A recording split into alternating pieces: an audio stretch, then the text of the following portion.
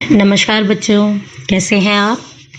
आज हम एक बहुत ही सुंदर नाटक का एकांकी देखेंगे, पढ़ेंगे और समझेंगे। आप सोच रहे होंगे एकांकी क्या होता है। एकांकी होता है किसी नाटक का एक अंक यानी एक भाग। पूरा नाटक ना पढ़कर हम उसका आज एक भाग जानेंगे, एक अंक जानेंगे, यानी एक अंक को एकांकी कहा जाता है। तो चलिए खोलिए अपना पाठ 8 ऐसे ऐसे, जो कि एक एकांकी है। हम देखेंगे इस एकांकी में कौन कौन से पात्र हैं। सबसे पहले मैं आपको पात्र परिचय दे देती हूँ। एक विद्यार्थी है जिसका नाम मोहन है और उसका एक पड़ोसी है दीनानाथ। मोहन की माँ है, मोहन के पिताजी हैं और इस एकांकी में मोहन के मास्टर जी भी हैं और वैद्य जी हैं। वैद्य जी कौन होते हैं? जो अपनी आयुर्वेदिक जड़ी बूटियों से इलाज करते हैं। डॉक्टर है और एक डॉक्टर हैं और उनकी एक पड़ोसिन है। ठीक है, तो चलिए आते हैं एकांकी की ओर। सड़क के किनारे एक सुंदर फ्लैट में बैठक का दृश्य है। बैठक किसे कहते हैं? ड्राइंग रूम को, जिसमें आप बैठते हैं, टीवी देखते हैं और सोफा कुर्सी आदि लगा रहता है। उसका एक दरवाजा सड़क वाले बरामदे में खुलता है। सड़क वाला बरामदा यानी जहां से सड़क जा रही है, मेन सड़क, मुख्य सड़क की ओर बरामदे में खुलता है। दूसरा अंदर के कमरे में खुलता है और तीसरा रसोई घर में। रसोई घर यानी आपका किचन। अलमारियों में पुस्तकें लगी हैं। एक और रेडियो का सेट है। दो छोटे तख्त हैं जिन पर गलीचे बिछे हैं। बीच में कुर्सियां हैं और एक छोटी मेज भी है, उस पर फोन रखा है। पर्दा उठने पर मोहन एक तख्त पर लेटा है। 8-9 वर्ष के लगभग उम्र होगी मोहन की। तीसरी क्लास में पढ़ता है। इस समय बड़ा बेचैन जान पड़ता है। बार बार पेट को पकड़ता है। शायद उसके पेट में दर्द हो रहा है और उसके माता पिता पास बैठे हैं। तो देखिए, वो अपना पेट पकड़कर बैठा हुआ है। उसकी माँ बोलती है पुचका कर, ना ऐसे मत कर, अभी ठीक हुआ जाता है, अभी डॉक्टर को बुलाया है, ले तब तक सेक ले पेट को जरा। चादर हटाकर उसके पेट पर बोतल रखती हैं और फिर मोहन के पिता की ओर मुड़ती है। इसने कहीं कुछ अंट शंट तो नहीं खा लिया? पिता कहते, कहाँ, कुछ भी नहीं, सिर्फ एक केला और एक संतरा खाया था। अरे, यह तो दफ्तर से चलने तक कूदता फिर रहा था। बस अड्डे पर आकर यकायक बोला, पिताजी मेरे पेट में तो कुछ ऐसे ऐसे हो रहा है। माँ, कैसे? पिता, बस ऐसे ऐसे करता रहा। मैंने कहा, अरे गड़गड़ होती है? तो बोला नहीं। फिर पूछा, चाकू सा चुभता है? तो जवाब दिया उसने नहीं। गोला सा फूटता है? तो फिर बोला नहीं। जो पूछा उसका जवाब नहीं, बस एक ही रट लगाता रहा, कुछ ऐसे ऐसे होता है, ऐसे ऐसे होता है। माँ हंसकर बोली, हंसी की हंसी, दुख का दुख, यह ऐसे ऐसे क्या होता है? कोई नई बीमारी तो नहीं? बेचारे का मुंह कैसा उतर गया है, हवाइयाँ उड़ रही है। पिताजी बोले, अजी एकदम सफेद पड़ गया था, खड़ा नहीं रहा गया, बस मैं भी नाचता रहा, मेरे पेट में ऐसे ऐसे होता है, ऐसे ऐसे होता है। मोहन जोर से कराकर, माँ, ओ माँ। माँ बोली, ना मेरे बेटे, मेरे लाल, ऐसे नहीं करते। अजी जरा देखना, डॉक्टर क्यों नहीं आया? इसे तो कुछ ज्यादा ही तकलीफ जान पड़ती है। यह ऐसे ऐसे तो कोई बड़ी खराब बीमारी है। देखो ना कैसे लौट रहा है, जरा भी कल नहीं पड़ती। हींग, चूरन, पिपरमेंट सब दे चुकी हूँ, वैद्य जी आ जाते। देखिए, इस वाक्य में लिखा है जरा भी कल नहीं पड़ती। कल नहीं पड़ती मतलब जरा भी कुछ असर नहीं होता इसके दर्द में। देखिए, हींग भी खिलाया है, हींग भी दिया, चूरन भी दिया, पिपरमेंट भी दिया, सब कुछ तो दे चुकी हूँ। वैद्य जी आ जाते तो ठीक रहता। तभी फोन की घंटी बजती है। मोहन के पिता जाकर फोन उठाते हैं। पिता बोलते हैं, यह 4-3-3-3-2 है। जी हाँ। जी हाँ, बोल रहा हूँ। कौन? डॉक्टर साहब। जी हाँ, मोहन के पेट में दर्द है। जी नहीं, खाया तो कुछ नहीं, बस यही कह रहा है। बस जी? नहीं, गिरा भी नहीं। ऐसे ऐसे होता है, बस जी ऐसे ऐसे होता है, बस जी ऐसे ऐसे। यह ऐसे ऐसे क्या भला है, कुछ समझ में नहीं आता। जी जी हाँ, चेहरा एकदम सफेद हो रहा है। नाचा नाश्ता फिरता है। जी नहीं, दस्त तो नहीं आया। जी हाँ, पेशाब तो आया था। जी नहीं, रंग तो नहीं देखा। आप कहें तो अब देख लेंगे। अच्छा जी, जरा जल्दी आइए। अच्छा जी, बड़ी कृपा है। फोन का चोंगा रख देते हैं। डॉक्टर साहब चल दिए हैं, 5 मिनट में आ जाते हैं। तो देखिए, इस परिच्छेद में डॉक्टर से मोहन के पिता की बात हो रही है। डॉक्टर उनसे कुछ प्रश्न पूछ रहे हैं और मोहन के पिता जवाब दे रहे हैं कि बस ऐसे ऐसे हो रहा है, बोले जा रहा है, और उसे दस्त तो नहीं है, ना ही बार बार लैट्रिन जा रहा है। हाँ, पेशाब तो आया था। तो डॉक्टर पूछता है, आपने रंग देखा? तो कहते हैं, रंग तो नहीं ध्यान किया, लेकिन अब ध्यान करेंगे। और वो बोलते हैं, आप जरा जल्दी आइए डॉक्टर साहब को। और डॉक्टर साहब बोलते हैं, हाँ मैं निकल गया हूँ, बस 5 मिनट में आने वाला हूँ, पहुंचने वाला हूँ। तो मोहन के पिताजी फोन रख देते हैं। इतने में पड़ोस के लाला दीनानाथ का प्रवेश। दीनानाथ घर के अंदर आते हैं। मोहन जोर से कराता है। मोहन कहता है, माँ माँ, ओ उल्टी आती है। उठकर नीचे झुकता है। माँ सिर पकड़ती है। मोहन 3-4 बार ओ करता है, थूकता है, फिर लेट जाता है। हाय हाय। माँ कमर सहलाती हुई, क्या हो गया? दोपहर को भला चंगा गया था, कुछ समझ में नहीं आता, कैसा पड़ा है? नहीं तो मोहन भला कब पड़ने वाला है, हर वक्त तो घर को सिर पर उठाए रहता है। दीनानाथ बोले, अजी घर क्या, पड़ोस को भी गुलजार किए रहता है। इसे छेड़, उसे पछाड़, इसके मुक्का, उसके थप्पड़, यहाँ वहाँ हर कहीं मोहन ही मोहन। पिता बोले, बड़ा नटखट है माँ, पर अब तो बेचारा कैसा थक गया है, मुझे तो डर है कि कल स्कूल कैसे जाएगा। दीनानाथ बोले, जी हाँ, कुछ बड़ी तकलीफ है, तभी तो पड़ा। मामूली तकलीफ को तो यह कुछ समझता ही नहीं, पर चलो कोई डर नहीं, मैं वैद्य जी से कह आया हूँ, वे आ ही रहे हैं, ठीक कर देंगे इसे। मोहन तेजी से कराकर, अरे रे रे रे रे, ओह। माँ घबराकर, क्या है बेटा, क्या हुआ? मोहन रुआसा सा, बड़े जोर से, ऐसे ऐसे होता है, ऐसे ऐसे। माँ, ऐसे कैसे बेटे, ऐसे क्या होता है? मोहन कहता है, ऐसे ऐसे। पेट दबाता है कि इतने में वैद्य जी का प्रवेश होता है। वैद्य जी, देखिए मैंने आपको शुरुआत में बताया था, वैद्य जी वो होते हैं जो अपनी जड़ी बूटी आयुर्वेदिक दवाइयों से इलाज करते हैं। ये अंग्रेजी दवाइयों का प्रयोग नहीं करते, केवल आयुर्वेदिक दवाइयां, जड़ी बूटी, पेड़ पौधे, पत्ते, इनका प्रयोग करते हैं। वैद्य जी कहते हैं, कहाँ है मोहन?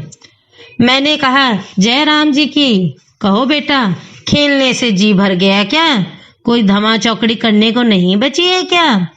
सब उठकर हाथ जोड़ते हैं। वैद्य जी मोहन के पास कुर्सी पर बैठ जाते हैं। पिता, वैद्य जी शाम तक ठीक था, दफ्तर से चलते वक्त रास्ते में एकदम बोला, मेरे पेट में दर्द होता है, ऐसे ऐसे होता है, समझ नहीं आता यह कैसा दर्द है। वैद्य जी बोले, अभी बता देता हूँ, असल में बच्चा है, समझा नहीं पाता है। नाड़ी दबाकर जांच करते हैं, बोलते हैं वात का प्रकोप है। मैंने कहा, बेटा जीभ तो दिखाओ। मोहन जीभ निकालता है। कब्ज है, पेट साफ नहीं हुआ। पेट टटोल कर बोलते हैं, पेट साफ नहीं है, मल रुक जाने से वायु बढ़ गई है। क्यों बेटा? हाथ की उंगलियों को फैलाकर फिर सिकोड़ते हैं, ऐसे ऐसे होता है। मोहन बोलता है कराकर, जी हाँ, ओह। तो देखिए वैद्य जी ने क्या बताया कि इसका पेट दबाकर इसका पेट साफ नहीं हुआ है, यानी इसे लेटरिंग सही नहीं हुई है, इसके पेट में कब्ज है, गैस है, जिसकी वजह से पेट में वायु बढ़ गई है, हवा बढ़ गई है और इसे गैस हो गई है। और मल अर्थात लेटरिंग वो नहीं हुई है इसे। और उसके हाथ की उंगलियों को फैलाकर फिर सिकोड़ते हैं, बोलते हैं पेट में ऐसे ऐसे हो रहा है मोहन। मोहन बोलता है जी हाँ। ओह, वैद्य जी हर्ष से उछलकर यानी खुश होकर वैद्य जी बोलते हैं, मैंने कहा ना, मैं समझ गया, अभी पुड़िया भेजता हूँ। मामूली बात है, पर यही मामूली बात कभी कभी बड़ों बड़ों को भी छका देती है मतलब परेशान कर देती है, हरा देती है। इस बीमारी के आगे बड़े बड़े भी घुटने टेक देते हैं। समझने की बात है। मैंने कहा, आओ जी दीनानाथ जी, आप ही पुड़िया ले लो। मोहन की माँ से आधे आधे घंटे बाद गर्म पानी से देनी है। 2-3 दस्त होंगे, बस फिर ऐसे ऐसे ऐसे भागेगा जैसे गधे के सिर से सींग। वैद्य जी दरवाजे की ओर बढ़ते हैं। मोहन के पिता 5 का नोट निकालते हैं और वैद्य जी को दे देते हैं और बोलते हैं, यह है आपकी भेंट। वैद्य जी नोट लेते हुए, अरे मैंने कहा आप यह क्या करते हैं, आप और हम क्या 2 हैं? अंदर के दरवाजे से जाते हैं। तभी डॉक्टर अंदर प्रवेश करते हैं। डॉक्टर बोलते हैं, हेलो मोहन, क्या बात है, ऐसे ऐसे क्या कर लिया? माँ और पिताजी फिर उठते हैं। मोहन कराता है। डॉक्टर पास बैठते हैं। पिता बोलते हैं, डॉक्टर साहब कुछ समझ नहीं आता। डॉक्टर पेट दबाने लगते हैं। अभी देखता हूँ, जीभ तो दिखाओ बेटा। मोहन जीभ निकालता है। तो मिस्टर आपके पेट में कैसे होता है, ऐसे ऐसे? मोहन बोलता नहीं, कराहता है। माँ, बताओ बेटा, डॉक्टर साहब को समझा दो। मोहन बोला, जी ऐसे ऐसे कुछ ऐसे ऐसे होता है, हाथ से बताता है, उंगलियां भींचता है। डॉक्टर तबीयत तो बड़ी खराब है। डॉक्टर सहसा गंभीर होके, वह तो मैं देख रहा हूँ, चेहरा बताता है इसे काफी दर्द है। असल में कई तरह के दर्द चल पड़े हैं, कॉलिक पेन तो है नहीं और फोड़ा भी नहीं जान पड़ता। बराबर पेट डॉक्टर टटोलता रहता है, जांच करता रहता है। माँ कांप कर बोली, फोड़ा? डॉक्टर, जी नहीं, वह नहीं है, बिल्कुल नहीं है। मोहन से फिर बोलता है डॉक्टर, जरा मुंह फिर खोलना, जीभ निकालो। मोहन जीभ निकालता है। हाँ, कब्ज ही लगता है, कुछ बदहजमी भी है। उठते हुए, कोई बात नहीं, दवा भेजता हूँ पिता से, क्यों ना आप ही चलें। मेरा विचार है कि एक ही खुराक पीने के बाद तबीयत ठीक हो जाएगी। कभी कभी हवा रुक जाती है और फंदा डाल लेती है, बस उसी की ऐंठन है। डॉक्टर जाते हैं। मोहन के पिता 10 का नोट लिए पीछे पीछे जाते हैं और डॉक्टर साहब को दे देते हैं।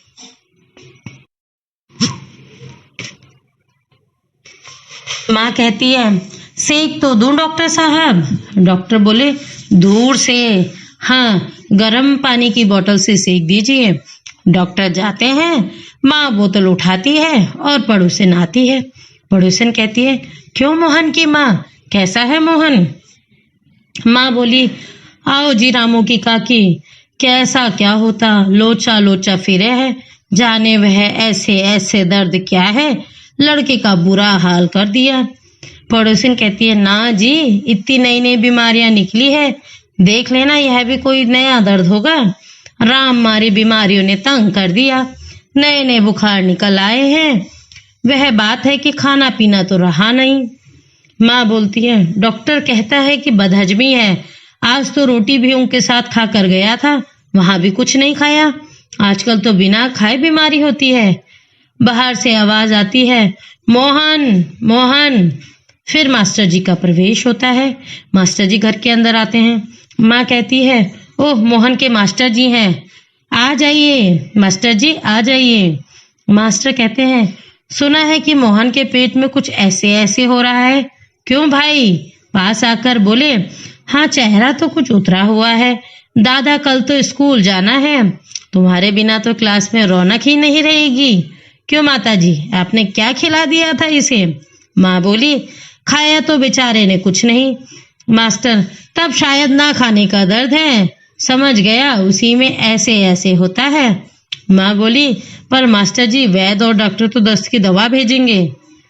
मास्टर बोले, माता जी, मोहन की दवा वैद्य और डॉक्टर के पास नहीं है। इसकी ऐसे ऐसे की बीमारी को मैं जानता हूँ। अक्सर मोहन जैसे लड़कों को वह हो जाती है। माँ, सच? क्या बीमारी है यह? मास्टर जी बोले, अभी बताता हूँ मोहन से। अच्छा साहब, दर्द तो दूर ही हो जाएगा, डरो मत। बेशक कल स्कूल मत आना, पर हाँ, एक बात तो बताओ, स्कूल का काम तो पूरा कर लिया है? मोहन चुप रहता है। माँ, जवाब दो बेटा, मास्टर जी क्या पूछते हैं? मास्टर, हाँ बोलो बेटा। मास्टर बोले, हाँ बोलो बेटा। मोहन कुछ देर फिर मौन रहता है, फिर इनकार में सिर हिलाता है। मोहन, जी सब नहीं हुआ। मास्टर, शायद सवाल रह गए हैं। मोहन, जी। मास्टर, तो यह बात है, ऐसे ऐसे काम न करने का डर है। माँ चौंक कर, क्या? मोहन सहसा मुंह छिपा लेता है। मास्टर हंसकर, कुछ नहीं माता जी, मोहन ने महीना भर मौज की, स्कूल का काम रह गया।